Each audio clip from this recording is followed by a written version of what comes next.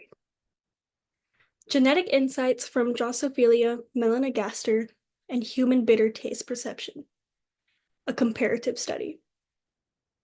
December 1st, 2024, including Marjorie, Dominique, Emma, and Harmony. Our proposal hypothesis.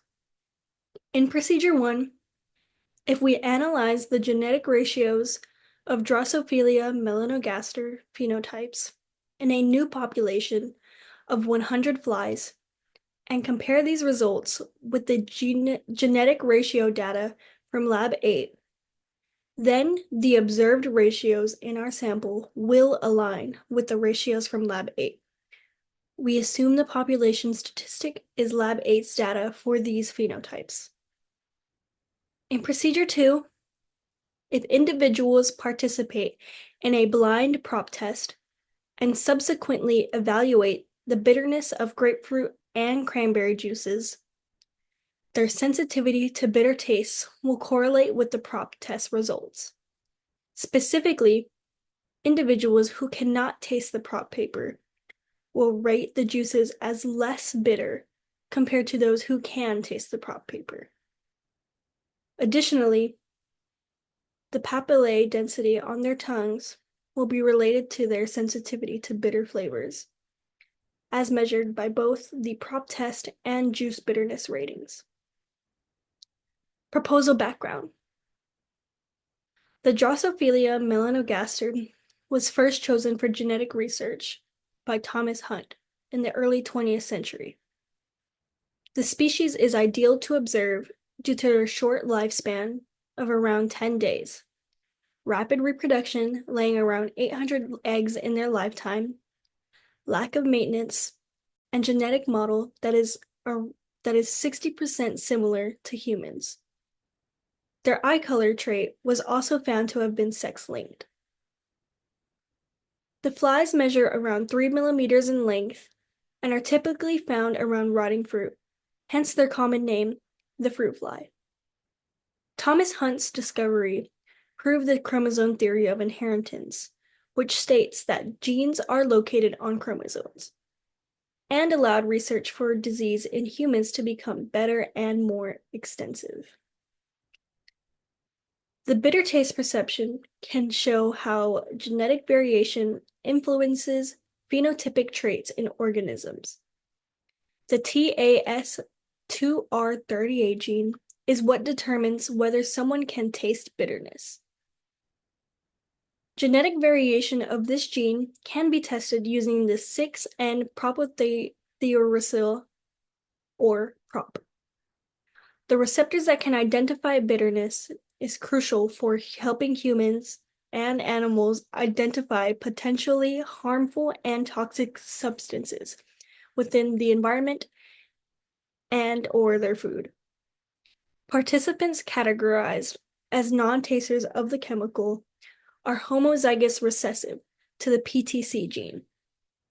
People with a regular taste sense of bitterness would code as heterozygous, and people with an extreme sense of bitterness are considered homozygous dominant for the PTC gene. The PROP test has allowed scientists to understand genetic variation and the impact it has on the evolution of a generation.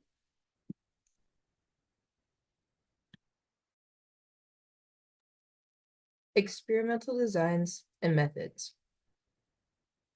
In the fly procedure, the controls will be the previous fly genetic ratio results from Lab 8. The variables will be the different phenotypes of the flies as well as the quantity of flies used. For the procedures of this lab, we will collect 100 flies over a 10-day cycle. These flies will then be anesthetized by cooling to ensure the flies don't move as we collect the data. We will write down the particular phenotypes they possess and put them into the data table. When we have collected all the data, we will turn the data into a chi-squared value. Then we will compare the two data sets from our procedure versus Lab 8's data and conclude if the data from our samples align with Lab 8 as a true population statistic.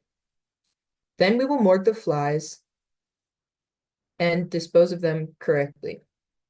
We morgue them by dumping the anesthetized flies in soapy water and then dumping them.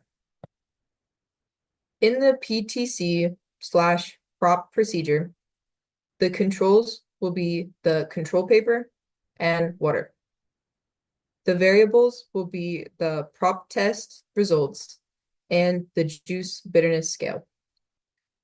For the procedure of the bitterness lab, we will have collected 3 papers, 1 control and 2 prop papers.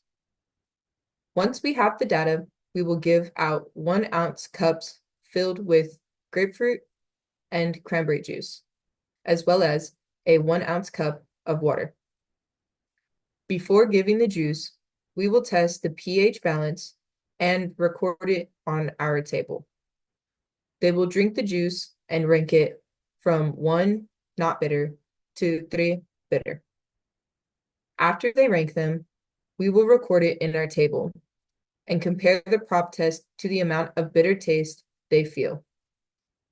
These tests will be blind tests, so the lab partners will be hiding the order in which it is presented.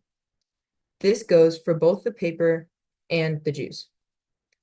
After that, we will be testing their density of papillae by staining the tongue with blue food coloring, measuring, and entering the data into our table.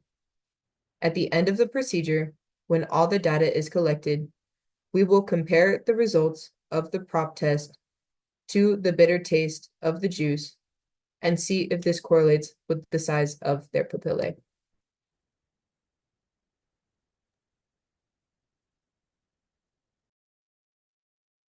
Predicted results. Regarding the fruit fly procedure, it is possible that the sample produces a phenotypic ratio other than the one found in Lab 8, which would disprove the theory that the phenotypic ratio would be identical. There's also the possibility that the ratio will be the same as that of Lab 8, as predicted. There can also be more than one outcome. This would mean that some of the ratios are the same as that of Lab 8 and that some are different. This would also disprove the hypothesis, as that is not what has been predicted. If the results do, in fact, remain indistinguishable from one another, this will show that the phenotypic ratio observed for both experiments can be accepted as the true data set for 100 fruit flies. It will also demonstrate accuracy and reliability of the ratio, chi-square value, and hypothesis that they would be the same in the first place. Concerning the PTC procedure, multiple outcomes are possible as each participant has the potential to carry the TAS2R38 gene, which would determine whether that person can actually taste bitterness in substances, specifically grapefruit juice and cranberry juice. If someone were to test positive for the PTC gene, then they are more likely to rank the juices higher on the bitterness scale. If they were to have tested negative for the gene, then they would rank the juices low on the bitterness scale, as they cannot taste the acidity. If the size of the papillae on a participant's tongue does not correlate or is not helpful in determining whether size is directly related to the amount of bitterness that one can taste, a different approach would need to be considered, and the hypothesis would be untrue. Therefore, a negative result of this procedure would be one that does not demonstrate that the PTC gene is related to the range of bitterness that people can taste, and that the density of the papillae is unrelated as well. A positive result would show that each of these factors go hand in hand with the bitterness reported by the participant, and everything is directly proportionate with one another in each and every one of the participants used in the experiment. This would verify the theory that each aspect, including the juice, the paper, and the density of the papillae on the participant's tongue, all test bitterness accurately.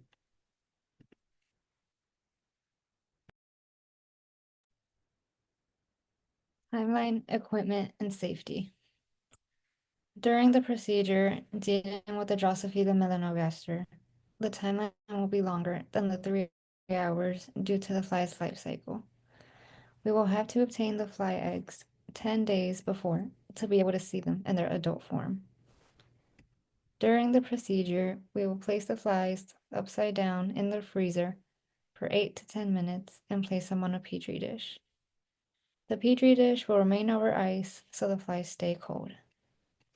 We will do this in intervals of 10 flies, taking time to put each new batch in when taking the last one out. After we examine them, we will mark the flies while getting the next batch out. This procedure should take about 1 hour and 20 minutes. Now, for the procedure of the PTC gene, we will be doing the prop test. The group of 4 in our lab will all be tasting the paper and the juices. This will take approximately 15 minutes. Next, we will be dyeing the tongue with the blue food coloring and measuring the density of the papillae. This will take no longer than 15 minutes.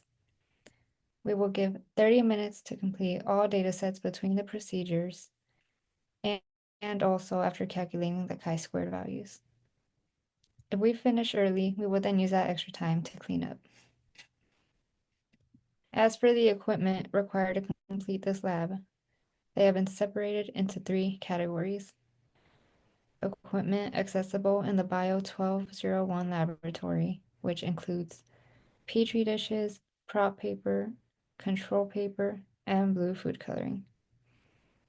We then have the equipment to be supplied by a lab coordinator, which includes the freezer, a magnifying glass, reinforcement labels, and the Drosophila melanogaster. And lastly, equipment that can be supplied prior to the experiment, which includes small cups, a flashlight, grapefruit, and cranberry juice. For the safety regarding each procedure, ensuring the flies do not wake up from anesthetization and considering allergies to both cranberry. To prevent this, the Drosophila melanogaster will be checked to make sure they are properly sedated prior to the experiment, and participants will be aware of the content of the juices used beforehand.